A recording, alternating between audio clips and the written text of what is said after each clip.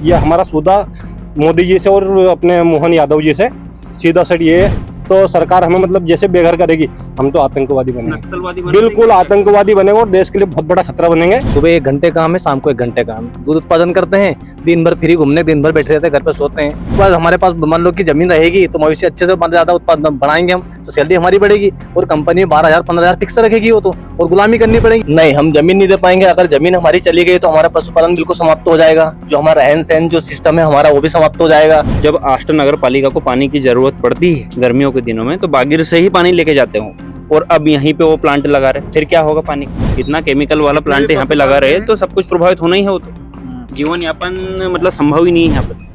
नमस्कार, मैं अमर उजाला से अर्जुन रिछारिया। आज हम हैं सीहोर और आष्टा के पास भौरी गांव में। आष्टा से लगभग 30 किलोमीटर अंदर ये गांव दूध दही के लिए जाना जाता है। यहाँ का दूध मुंबई तक जाता है और लाखों की संख्या में लोग जो दूध दही और मिल्क प्रोडक्ट का उपयोग करते हैं, उसकी बड़ी खपत यहाँ से जाती है। आज हम यहाँ के किसानों से बात करते हैं कि यहाँ पे दूध का कितना प्रोडक्शन होता है, किस किस तरह के प्रोडक्ट बनते हैं, और एक दूसरा विषय भी जो है गेल इंडिया से जुड़ा हुआ, वो विषय ये है कि यहाँ गेल इंडिया का प्लांट आ रहा है और इन सब की चिंता है कि उनके दूध दही के प्रोडक्ट, उनकी पूरी इंडस्ट्री कहीं ना कहीं समाप्त होने की राह पर है। तो उनकी क्या तकलीफें हैं, उस विषय में भी हम इनसे बातचीत करेंगे। आप सबका अमर उजाला में स्वागत है।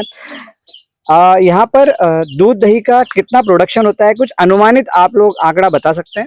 नमस्कार सर यहाँ पे जो हम किसान लोग हैं, इनके यहाँ पे 4 डेयरियाँ चलती है सर, 4 से 5 डेयरियाँ, जिसमें हमारे घर पे स्वयं हमारे छोटे भैया एक डेयरी चलाते हैं। एक डेयरी में एक टाइम का 5 कैन दूध होता है, यानी कि दोनों टाइम के 10 कैन दूध होता है। और सभी व्यक्ति पशुपालन करते हैं, जिससे कि उनका खर्च पानी चलता रहता है। आप ये देखिए, हमारे घर में इतने सारे पशु है, हमारे घर से एक टाइम का 2 कैन दूध होता है। अच्छा, यहाँ से जो आपका दूध है वो आसपास कहाँ कहाँ तक जाता है? यहाँ से मेरा दूध कलेक्शन करने के बाद 3 डेयरियों में जाता है, 3 ही प्राइवेट डेयरियों में जाता है। एक भंवरा है, उसमें छोटा चिलिंग प्लांट है, वहाँ पे जाता है। 2 जगह आष्टा जाता है, और एक कोटरी में सुंदरम डेयरी करके जो शिवराज सिंह जी का ही प्लांट है, विदिशा उनका फार्म है उसका डेयरी का, तो उन्हीं की डेयरी में दूध जाता है। अच्छा, ये पूरा क्षेत्र खेती के किसानी के लिए दूध दही जैसे प्रोडक्ट्स के लिए जाना जाता है। आप युवा भी हैं, तो आजकल कुछ युवा जो है पढ़ लिख के भी खेती करने आ रहे हैं, मतलब आईआईटी करने के बाद, आईएम करने के बाद खेती आते हैं, डेयरी डाल रहे हैं। और एक तरफ यहाँ पे परेशानी है कि ये इंडस्ट्री शायद बंद होने वाली है क्योंकि गेल इंडिया का प्लांट आने वाला है, ऐसा किसानों का कहना है। आप इसको किस नज़र से देखते हैं? देखिए, ये प्रॉब्लम सिर्फ 4 गांव की नहीं है, बापचा, बागिर, भौरी, इनकी नहीं है, ये सब किसानों की है। और किसानों को एकता होनी चाहिए, सब किसानों को एक साथ आना चाहिए, एकजुट होकर सरकार के विरुद्ध प्रदर्शन जो भी हो सके सरकार के विरुद्ध करना चाहिए। इसमें 10,000 परिवार, 8,000 परिवारों को की रोजी रोटी छीन रही है सरकार, और बहुत सारा नुकसान है इससे। आसपास का प्रदूषण, बहुत दिक्कत है इस गेल इंडिया से। जय जवान जी किसान। अच्छा, यहाँ पे जो दूध के प्रोडक्ट्स होते हैं उससे उनका लाभ कितने लोगों को मिलता होगा अंदाज से? मतलब 10,000, 20,000, 50,000, कितने लोगों के घरों तक यहाँ से जो डेयरी है उनका दूध जाता होगा? सर तकरीबन एक गांव से 5 कुंटल एक टाइम का दूध जाता है। दिन का 24 घंटे का 10 कुंटल दूध जाता है, तो 4 गांव से तकरीबन 40-50 कुंटल दूध जाता है, जिससे जो भी प्रोडक्ट बनता है 40 कुंटल से जितने लोगों को लगेगा सभी लोगों को फायदा होगा सर। मतलब हम मान के चलें कि लाखों लोगों को इसका फायदा है सर, लाखों लोगों को फायदा। एक किसान के यहाँ, कोई सा भी किसान, उसके यहाँ 15 लीटर से दूध कम नहीं है। अच्छा। एक टाइम का हर किसान के पास 585 किसान की जमीन जा रही, 585 ये हर किसान के पास 10 से 15 लीटर दूध है एक टाइम का। किसी के पास ज्यादा भी है, लेकिन 10 से 15 से कम नहीं किसान के पास। अच्छा, और बात से भी ये 550 किसानों की नहीं, अगर ये प्लांट लगता है तो इससे बड़ी संख्या में किसान प्रभावित होंगे। हाँ सर, वो तो सभी क्या, करीबन 30 से 40,000 जनसंख्या प्रभावित होगी सर आष्टा तहसील की। यहाँ से ये प्रभावित होने की बजाय यहाँ से पानी भी जाता है आष्टा, जिसकी जनसंख्या तकरीबन 50,000 है। वहाँ जब पानी की समस्या थी, यहीं से पानी रेफर होता है सर। हमारा गाँव जो बागेर गाँव है, हमारा जो प्रभावित जो कंपनी में जा रही जमीन, बागेर गाँव की जमीन जा रही है। जब आष्टा नगर पालिका को पानी की जरूरत पड़ती है गर्मियों के दिनों में, तो बागेर से ही पानी लेके जाते हो, और अब यहीं पे वो प्लांट लगा रहे, फिर क्या होगा? पानी का और पशुओं पे भी इसका असर पड़ेगा, और कहीं ना कहीं है। हमारी तो जिंदगी बिल्कुल खराब हो रही, दूभर हो रही है। वो तो इतना केमिकल वाला प्लांट यहाँ पे लगा रहे, तो सब कुछ प्रभावित होना ही है। वो तो जीवन यापन मतलब संभव ही नहीं है यहाँ पे। हाँ, आपका खेती का और दूध का मुख्य व्यवसाय है। यहाँ पर यह भी बताया गया कि यहाँ से जो दूध होता है वो मुंबई तक जाता है, सच है? सबसे ज्यादा दूध आप मुंबई में आस्था से ही जाता है। अच्छा। और यहाँ बड़े बड़े प्लांट है आस्था में, और पूरा दूध बम्बई जाता है। जैसे गेहूं यहाँ के सरबती बम्बई जाते हैं, ऐसे दूध का भी नाम चलता है बॉम्बे में कि आस्था से दूध सबसे ज्यादा दूध आस्था से जाता है। ये मॉडर्न डेयरी उसका है, मतलब यहाँ से डेली टैंकर जाते हैं बॉम्बे के लिए दूध के। सबसे बड़ा उत्पादन दूध का आस्था के अंदर ही है। तो ये कह सकते हैं कि जो कहा जाता था दूध दही की यहाँ नदियां बहती हैं। हाँ, दूध दही की नदियां ही बहती हैं यहाँ पे। जो पहले के लोग कहते थे नहीं कि वो नदियां ही बहते हैं, बिल्कुल ये धरती का स्वर्ग है। इसमें कहीं से कहीं तक भी प्लांट लगने का वो नहीं है इस जैसी जमीन पे, क्योंकि ये पशुपालन का भी है और उसका गेहूं का उत्पादन भी है, फसल भी सब होती है। और दूध का तो सबसे बड़ा व्यवसाय है। ये तो बिल्कुल पूर्ण रूप से बंद हो जाए। जब किसान ही नहीं रहेंगे तो मवेशी को क्या करेंगे, पलायन की तरफ भी जाना पड़ेगा। हमारा सरकार से सीधा सीधा सवाल ये है कि सरकार आतंकवाद रोकना चाहती है, और अगर हम किसानों को बेघर करेगी, बेजमीन कर देगी, तो हमसे बड़ा मतलब कि आतंकवादी कोई नहीं बनेगा। मतलब ये सरकार से सीधा सीधा मेरा सवाल भी है, और मैं उनसे जवाब भी मांगना चाहता हूँ कि वो बिल्कुल आतंकवाद के खिलाफ है।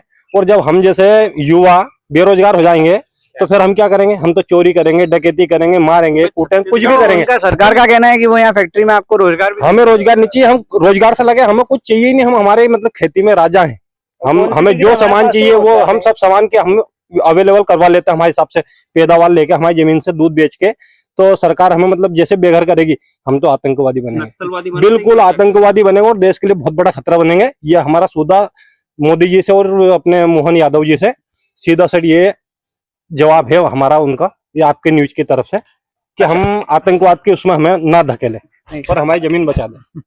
अच्छा, यहाँ पर आप भी युवा हैं, आप भी खेती किसानी से जुड़े हुए हैं, तो सरकार का कहना है कि रोजगार लाएंगी, इकोनॉमी बढ़ेगी, और आप जो है मिल्क इंडस्ट्री में है, फार्मिंग इंडस्ट्री में है, तो आप किस नजरिए से देखते हैं इसको? नहीं, हम क्या जैसे नौकरी किसी की गुलामी नहीं करना चाहते सर। जो हमारी किसानी खेती है, मतलब उसके बाद डेयरी फार्म करते हैं हम, तो दूध से सुबह शाम 1-1 घंटे काम है हमें।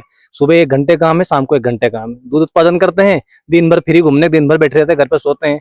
अब किसी की कंपनी में नौकरी करेंगे तो 8 बजे बुलाएंगे, हम 12 घंटे नौकरी करवाएंगे, 12 से 15 हजार रुपए मिलेंगे वहाँ पे। तो इतने तो मैं बता रहा हूँ आपको कि 8 दिन के 12 से 15 हजार रुपए दूध में बच जाते हैं हमारे। ये तो हमें ज्यादा फायदा है। ये गोबर भी सरकार तनख्वाह देगी, इतने का तो मवेशी का गोबर बेच जाता है। और मवेशी है, उसके बाद हमारे पास मान लो कि जमीन रहेगी तो मवेशी अच्छे से ज्यादा उत्पादन बढ़ाएंगे हम, तो सैलरी हमारी बढ़ेगी। और कंपनी 12,000-15,000 फिक्स रखेगी वो तो, और गुलामी करनी पड़ेगी। 1 घंटा लेट गए तो कहते भैया कल आना छुट्टी तुम्हारी। उस दिन का एक किसान के पास कम से कम 150-200 लीटर दूध है। हम इतने बड़े बड़े फार्म है, युवा किसान का तो सरकार तो फिर आप बताओ कि क्या क्या तनख्वाह देंगे वो? आप उसका दूध का कलेक्शन करके देखो। एक किसान है, उसके पास मतलब हमारे गांव के 10 किसान ऐसे हैं कि जिनके पास करीबन 150-200 लीटर दूध एक किसान के पास है। तो ये दूध दही की इंडस्ट्री की जगह केमिकल की इंडस्ट्री लगा रहे हैं, तो इससे नुकसान होगा। बिल्कुल हमारा बिल्कुल बहुत ज्यादा नुकसान है जी। दूध का उत्पादन लगाओ सर। ये बात सत्य है कि हम लोग दूध दही की नदी बहती है हमारे क्षेत्र में, और हम लोग मध्य प्रदेश के बीच सेंटर में रहते हैं। यहाँ प्राकृतिक की किसी प्रकार की आपदा नहीं होती है, और हमारे जानवरों के लिए, मवेशियों के लिए पर्याप्त मौसम रहता है। ना गर्मी, ना ठंड, ना बारिश, बराबर तीनों मौसम बराबर पर्याप्त मात्रा में होते हैं। और आप देख रहे होंगे, देखो हमारे किसान भाइयों ने किस प्रकार से रहने की इंसान के लिए जगह नहीं होती, इससे अच्छी जगह हम पशुओं के लिए बना के और दूध उत्पाद करते हैं। और दूध भी ऐसा उत्पाद नहीं होता है, कई जगह हमने देखने में ये मिला है कि उसमें गंदगी इतनी होती है दूध दोहने में कि उस दूध को उसमें जहर पाइजन हो जाता है। लेकिन हमारी पशुओं को हम प्रतिदिन सुबह नहला धुला के, खाना चारा डाल के, उनके नीचे गद्दा पटक के, और दूध भी ऐसा निकलता है कि उसमें 1% भी कहीं से कहीं गंदगी नहीं होती है।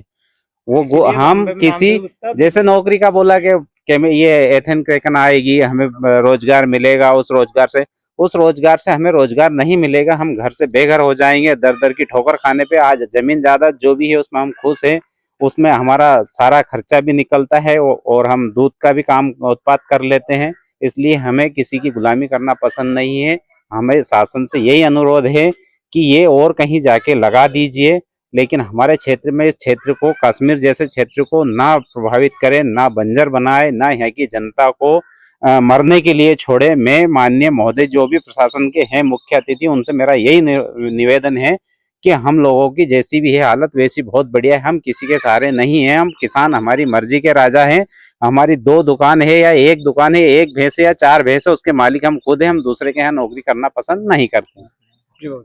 ये सर हमारी जिंदगी में सरकार जहर घोल रही है, सरासर जहर घोल रही है। अच्छी हमारे अगर भारत का स्वर्ग कश्मीर है तो एमपी का स्वर्ग आष्टा तहसील में है। इस कश्मीर को सरकार अगर मान लो आतंकवाद के खिलाफ ले जा रही है, आतंकवाद के लिए ले जा रही है, चले जाने दो। हम किसी कीमत पर जमीन देने को तैयार नहीं है। हमारे युवा लड़के हैं वो सब रोजगार से अपने खुश हैं। जो खेती में 1 रोजगार कंपनी देगी, इसमें 10 रोजगार से हम लगे हुए हैं। हमारे बच्चे, हमारे महिलाएं सब रोजगार से लगे हैं। अभी हमारे पशुओं को देख सब यहाँ बांधने की व्यवस्था है, 10 पशु हमारे पास बंदे हैं। अब नौकरी कहाँ लाइन लगे हमें, इसलिए हमें सरकार से निवेदन है कहीं भी इस कंपनी को ले जाए, किसी कीमत पर हम इस कंपनी को नहीं लग दें। हमारी निजी भूमि किसी कीमत नहीं छोड़ेंगे, चाहे जान जाएगी नहीं, जमीन कभी नहीं जान देंगे हम। तो ये भौरी गांव के किसान हैं, हम लोग सांवे आष्टा और सीहोर क्षेत्र में हैं। इनका स्पष्ट कहना है कि एक तरफ जहां दुनिया भर में दूध प्रोडक्ट्स की और दूध की कमी हो रही है, वहां पर ये एक ऐसा क्षेत्र है जहां दूध दही की नदियां बहती हैं। और यहाँ पर सरकार गेल इंडिया का जो प्लांट लगा रही है वो दूध दही की नदियों को बंद कर केमिकल इंडस्ट्री को लगाने का एक प्रयास शुरू हो रहा है। किसान जान दे देगा लेकिन जमीन नहीं देगा।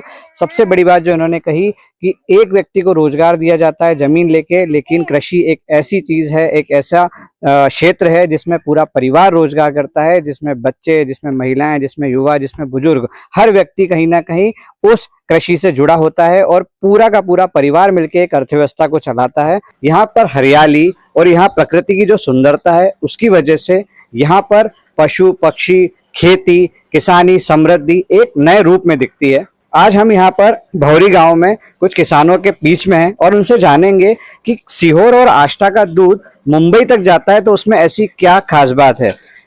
देवराज जी, आपका स्वागत है अमर उजाला में। हमको यहाँ गांव में जानकारी मिली कि यहाँ से जो भी मिल्क प्रोडक्शन होता है वो मुंबई तक भेजा जाता है, तो ऐसी क्या खास बात है कि यहाँ का दूध मुंबई तक जाता है?